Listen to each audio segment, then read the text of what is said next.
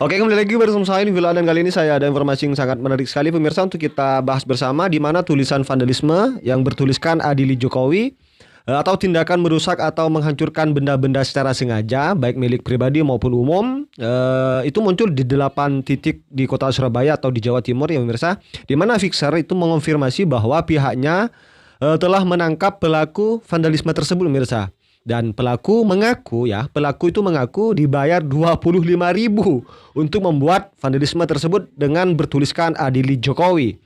Nah, pelaku itu diberi sanksi sosial berupa pengecatan ulang sebagai bentuk pertanggungjawaban pemirsa. Nah, dan sebagai hukuman sosial mereka sudah disuruh mengecat dan mengembalikan atau membersihkan kembali. Nah, pertanyaannya, kenapa kok sejahat itu ya pada Pak Jokowi? Dan semua fitnah ya kan sudah dilakukan oleh lawan politik Pak Jokowi, bahkan para tokoh, para akademisi, para stand up komedi hingga profesor, mereka kan suruh untuk membuat framing jahat ya kan tentang Pak Jokowi. Nah, tapi semuanya itu mental pemirsa, gagal. Dan yang lucu per hari ini tuh karena sudah kehabisan cara, mereka suruh tembok ya kan, suruh tembok untuk buat fitnah adili Jokowi. Emang dasar ya, sampai tembok pun diajak-ajak loh. Emang udah nggak ada lagi ya yang mau diajak kerja sama apa? Kelompok anak-anak Abah dan anak-anak banteng ini sepertinya perlu diruqyah pemirsa. Kemudian masih banyak kebohongan-kebohongan lagi ya yang sudah terungkap, dan coba kita simak terlebih dahulu pemirsa.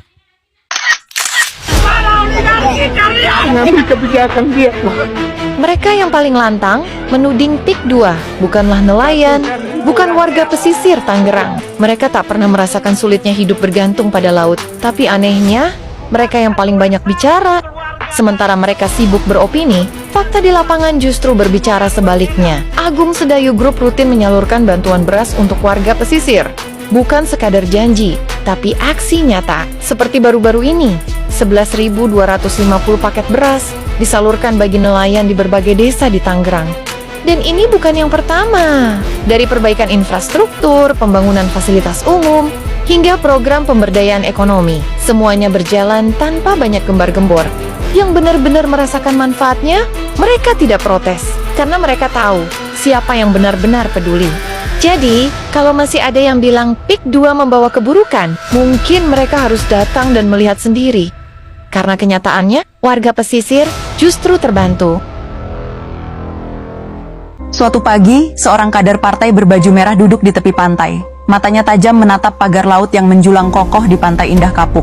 Ia menggeleng-geleng berapi-api mengkritik, berkata bahwa laut adalah milik rakyat, bukan untuk dipagari demi kepentingan segelintir orang. Di tempat lain di Desa Hurip Jaya, Bekasi, berdiri pagar laut lain. Kali ini, tanahnya dikuasai perusahaan yang kebetulan terhubung dengan koleganya sendiri, yaitu sesama kader merah. Tapi aneh, kritik tak terdengar. Tak ada gelengan kepala, tak ada pidato lantang, barangkali pagar di sana lebih rendah. Atau mungkin angin di Bekasi terlalu lemah untuk membawa suara sampai ke pusat kota. Dulu, seorang filsuf pernah berkata, yang kita kritik hari ini, mungkin adalah yang kita bela besok. Tapi di negeri ini, kritik bukan soal prinsip. Kritik itu soal siapa yang sedang di seberang pagar. Karena di sini, pagar orang lain harus roboh, pagar sendiri boleh kokoh. Bahkan, kalau perlu, tambah kawat berduri.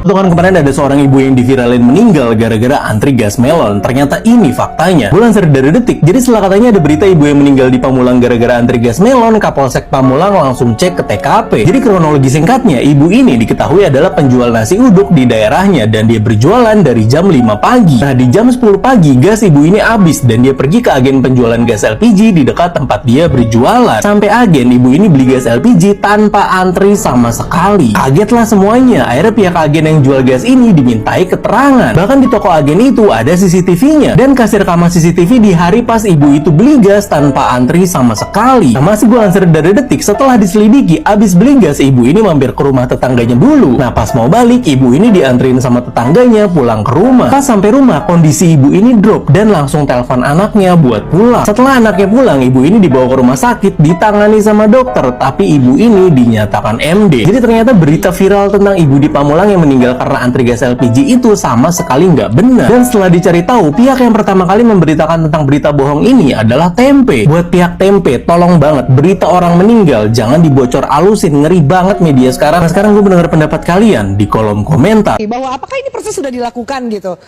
Ya itulah repotnya orang jadi presiden ya. Masih ingat ketika Pak Jokowi membangun infrastruktur besar-besaran, duit digelontorkan infrastruktur, kritiknya adalah ini masuk ke program-program padat kapital, nggak menetes ke rakyat. Ya. Nah sekarang Pak Prabowo yang dari infrastruktur dikurangi, ditaruh ke rakyat.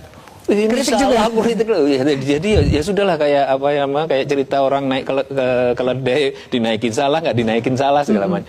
Tapi pemerintah harus membuat keputusan. Ya.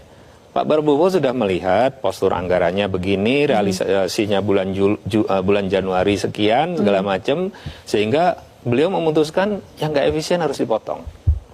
Ya konsekuensinya pasti banyak penentangan. Orang yang sudah terbiasa teken proyek gede-gede, ya waduh proyek gue hilang nih kan. Udah pasti itu. Tapi ya either you with us or you not with us gitu loh. Oke. Ketika yang dikatakan Anda mau Pak ikut Prabowo keputusan pemerintah atau tidak? seperti yang dikatakan Pak Prabowo tadi kan. Oke. Sudah katakan Bapak Presiden tadi seperti itu. Nah, Oke. sekarang tapi saya juga paham dan saya juga mengatakan di beberapa tempat sebelumnya malah kita juga harus ingat bahwa budget itu walaupun boros itu tetap punya efek multiplier. Oke. Misalkan MICE, katakanlah cuma hura-hura jalan-jalan kembali, tapi tetap dia memberikan Ada perputaran pemutaran ekonomi, uang kan? di sana. Nah, di sini yang kita harus cari keseimbangan. Nah, jadi yang dilakukan oleh Presiden adalah mencari keseimbangan itu. Ya.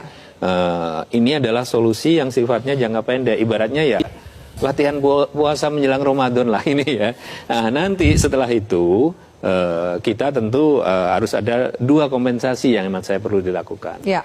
Pertama adalah kompensasi regulasi, karena regulasi itu biayanya besar bagi bisnis. Kalau itu bisa dipangkas, itu efeknya akan cukup besar bagi para pelaku usaha. Kemudian yang kedua yaitu kuncinya adalah penerimaan, dan penerimaan. Pengenjotan penerimaan negara. Itu kuncinya. Oke. Dan itu yang harus segera dilakukan. Pesan untuk para pembenci Jokowi. Jadi benci, iri, dengki gitu, itu kan penyakit hati ya. Dia tidak bisa disembuhkan oleh orang lain. Hanya bisa disembuhkan oleh dirinya sendiri. Ya kan? Jadi hal-hal begitu, penyakit hati gitu nggak bisa disembuhkan oleh orang lain.